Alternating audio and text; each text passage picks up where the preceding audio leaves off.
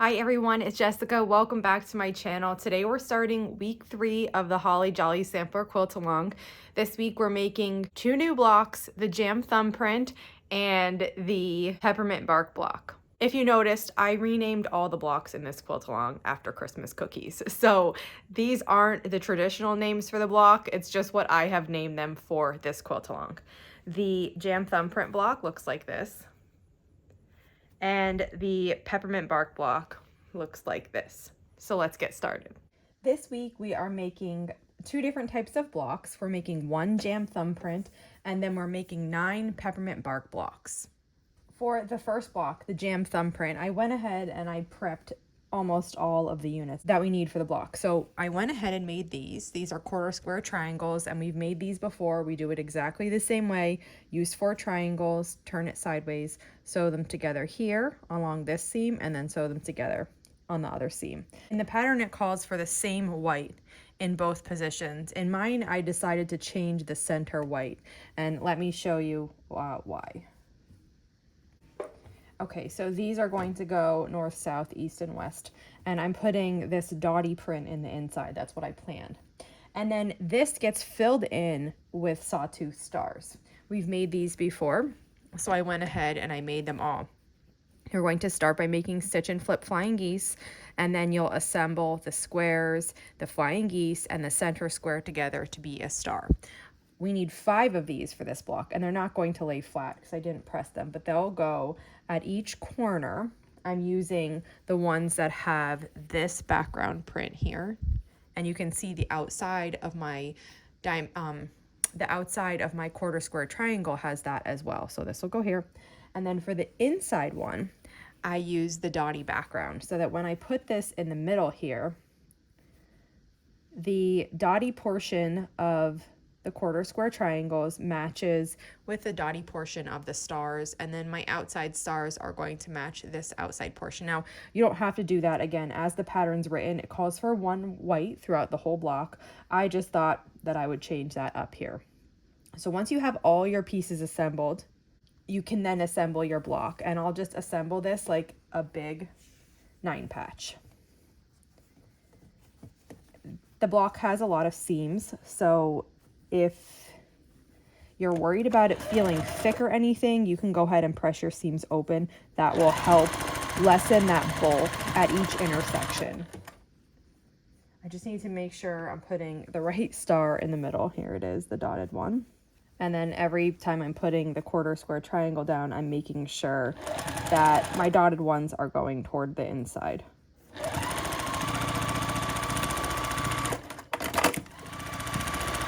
And once you have the pieces sewn into rows, it's a good time to just look at it, make sure everything is looking good to you. For me, I'm double checking that my whites are in the right position. You can see here that they're all lining up to be this center, and everything's looking good. So I'll just continue assembling. You just have to sew the 2 final seams here. And when you're finished sewing the seams together, this block is finished. I just love this block so much. It's a tiny bit time consuming.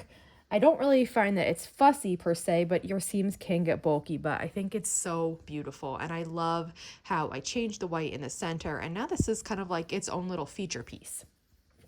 So that is it for the Jam Thumbprint. Take your time. You have a whole week to do the blocks for this week, so don't rush. If you want to do the flying geese one day, assemble this the next day, you can really break up the steps so that they work for you.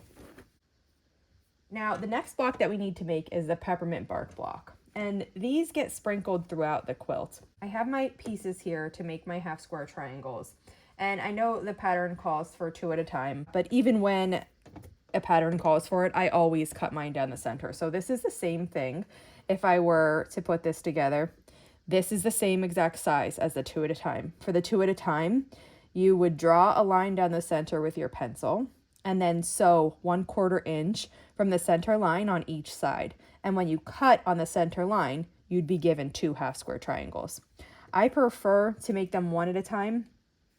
I have practiced a lot, so I'm very accurate at cutting.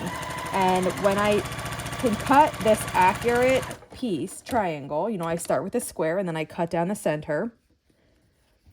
Then I can take those pieces. When I'm matching them together, I always start at the bottom corner, and then I let the rest of the piece line up. And then I can use my 1/4 inch foot here.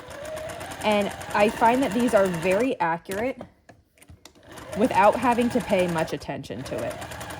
When I am doing the half square triangles where it's 2 at a time, or 8 at a time, any of those ones where you're doing a lot, and you have to sew a 1/4 inch away from the line, I can do it, but it's a lot more of me paying attention to make sure that I don't have to wobble. So this is the easier way for me, because once I have the triangles accurately cut out, I can just sew these with a 1/4 inch foot, and I'm not really thinking at all, but I am getting an accurate seam.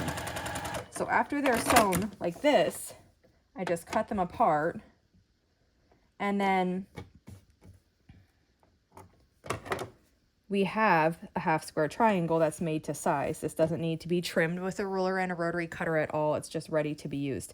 It needs these little edges trimmed off, which are really quick to trim with scissors. And this is the unit. So for each peppermint bark block, we need 4 half square triangles. And because these smaller, they're a smaller block, and they are sprinkled throughout the assembly of the quilt, we need quite a few. So this time we're going to be making 9 of these. It seems like a lot, but since they're mostly composed of half square triangles, it does go quick. You make your bunch of half square triangles, especially if you're doing it like me, where you cut them apart and then you just feed them through with your 1/4 inch foot. It goes by really quick. And then we're going to lay them out. Make sure you're referencing the pattern so that this layout is correct. But it's going to be like that and like this. So you get a pinwheel effect here. And then you sew these together.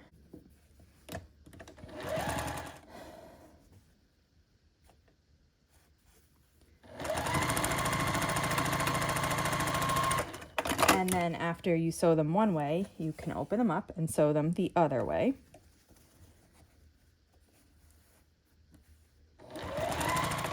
And once that's finished, you have this pinwheel block here. And I just take a second to finger press this. I like run my fingers across this middle seam. I run my fingers across this upper seam. And then I do the same thing with the lower one. And be surprised, I mean, how flat this lays without an iron. So now I'm just going to change to a flat foot. I'm putting my zipper foot on because that's what I have here, but the regular foot that comes with the machine would work perfectly. And then the last step to this block is to take a small square and put it at each corner. And if you wanted to draw a diagonal from corner to corner, you can, or if you just want to eyeball it like that and sew it across, you're going to be sewing these squares at each corner to kind of give the block a rounded look. And you'll do that at all 4 corners on all of the peppermint bark blocks. And for this, I chose to use a different white for my half square triangles than I did for the triangles that are going onto these corners. You don't have to do that. You can use the same white, or you could use different whites like I did. Either way will work. And then you basically just go to each corner, trim it, leaving about a 1/4 inch behind. And then that is it for 1 peppermint bark block. And we need to make 9 of these. Again, don't feel like you have to do it all in one day if you don't want. You can spread that work out over the week. And here is what one of them looks like. So that's it for today. Here is the gem thumbprint block. I just love this one. And the peppermint bark block. I have all of them made here. These ones I just need to trim the corners on still. So if you have any questions on this week's blocks, just let me know. And if not, I'll see you back here soon. Thanks for following along.